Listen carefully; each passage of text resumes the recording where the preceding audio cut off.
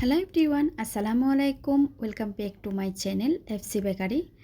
আজকে আমি আপনাদের জন্য নতুন এবং ভিন্ন ধরনের রেসিপি নিয়ে হাজির হলাম। আজ তৈরি করে দেখাবো মিষ্টি বড়া, মিষ্টি দই।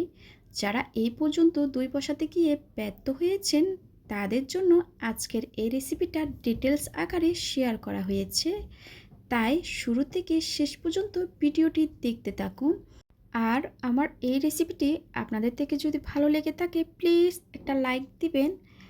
চলুন তাহলে রেসিপিটি দেখে নেওয়া যাক। এই মিষ্টি বড়া, মিষ্টি দইটা আজকে আমি গরুর দুধ দিয়ে তৈরি করব।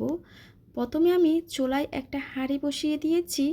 তার মধ্যে দিয়ে দিব হাফ কাপ পরিমাণ পাউডার মিল্ক। তার সাথে দিয়ে দিলাম 1.5 কাপ পরিমাণ পানি। আর পানিটা আমি হালকা একটু গরম করে নিয়েছি। অনেক পাউডার মিল্ক আছে ঠান্ডা পানি দিয়ে গুটি লেগে থাকে, তাই আমি হালকা একটু গরম পানি দিয়েছি 1.5 কাপ পরিমাণ। এবার সব কিছুকে মিশিয়ে চুলাটা আমি ধরিয়ে দিব। চুলাটা ধরিয়ে দেওয়ার পর এবার আমি দিয়ে দিব চিনি। 2 টেবিল চামচ পরিমাণ চিনি দিয়ে দিয়েছি। আপনারা যদি চিনির পরিমাণটা একটু বেশি খান তাহলে 1/4 কাপ পরিমাণ দিতে পারেন। আমি একটু হালকা মিষ্টি করব, এজন্য চিনির পরিমাণটা কম দিয়েছি। এই মিষ্টি বড়া, মিষ্টি দইটা আপনারা যদি পাউডার মিল্ক দিয়ে করতে না চাইলে গরুর দুধ দিয়ে করতে পারবেন। তখন আপনারা 1 কেজি পরিমাণ গরুর দুধকে জাল করে 3 কাপ করে নেবেন।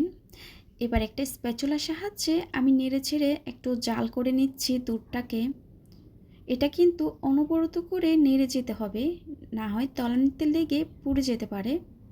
আজকের দইটা আমি তৈরি করব মিষ্টি দই দিয়ে, তার জন্য চিনির পরিমাণটা কম দিয়েছিলাম। আপনারা আপনাদের স্বাদ অনুযায়ী চিনির পরিমাণটা কমিয়ে বা বাড়িয়ে নিতে পারেন।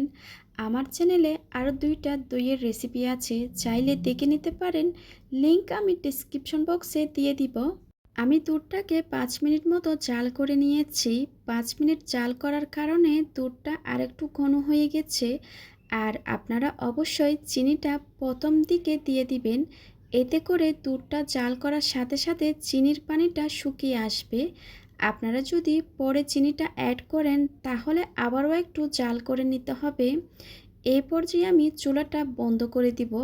স্প্যাচুলার সাহায্যে নেড়েচেড়ে দুধটাকে একটু ঠান্ডা করে নিচ্ছি। অনেকেই বুঝতে পারেন না দুধটা কতটুকু গরম থাকতে হবে।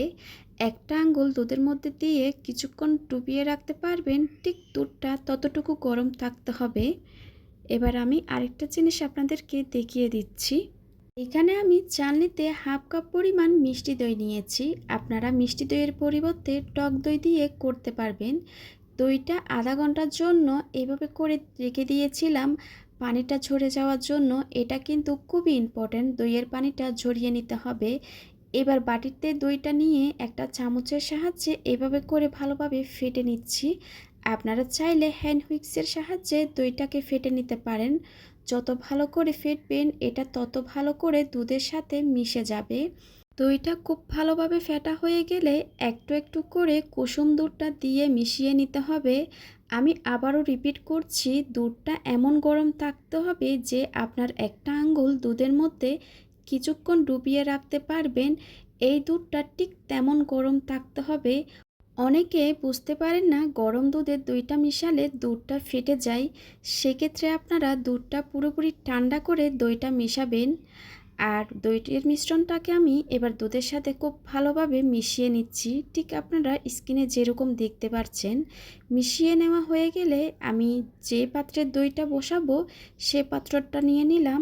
মিষ্টি বড়া, মিষ্টি দই বানাতে কিন্তু মিষ্টি তো লাগবেই।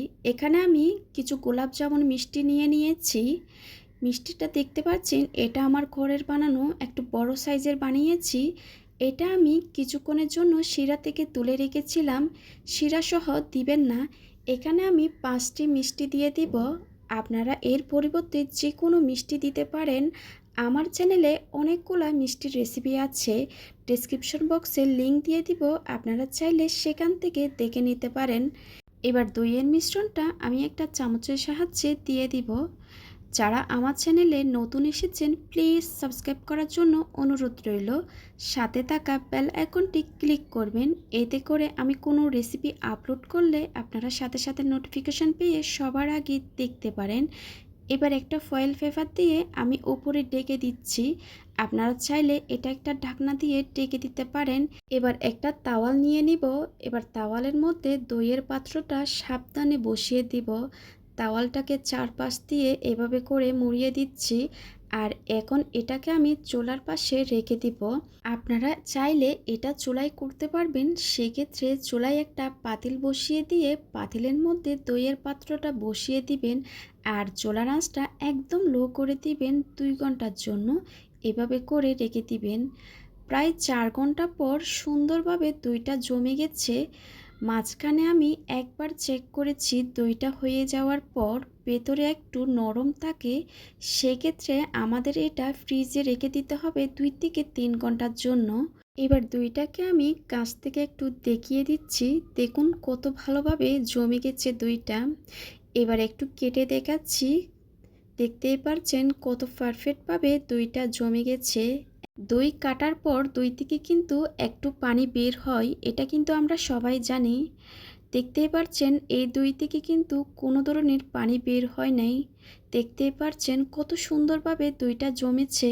আমার রেসিপি ফলো করলে আপনাদের দইটা এরকম সুন্দরভাবে বসবে। দই না বসার কোনো কারণ নেই। আমি আজকে যতগুলো টিপস বলেছি আপনারা সবগুলা ফলো করলে আপনাদের দইটা এরকম পারফেক্ট আর সুন্দর হবে। আজকের রেসিপিটা ভালো লাগলে অবশ্যই নিজের ফ্রেন্ডস অ্যান্ড ফ্যামিলির সাথে শেয়ার করবেন। আমার চ্যানেলটা সাবস্ক্রাইব করে বেল আইকনটা ক্লিক করে সাথে থাকবেন। আজকের মতো বিদায় নিচ্ছি। সবাই খুব ভালো থাকবেন। সবাই সবার জন্য দোয়া করবেন। আল্লাহ হাফেজ।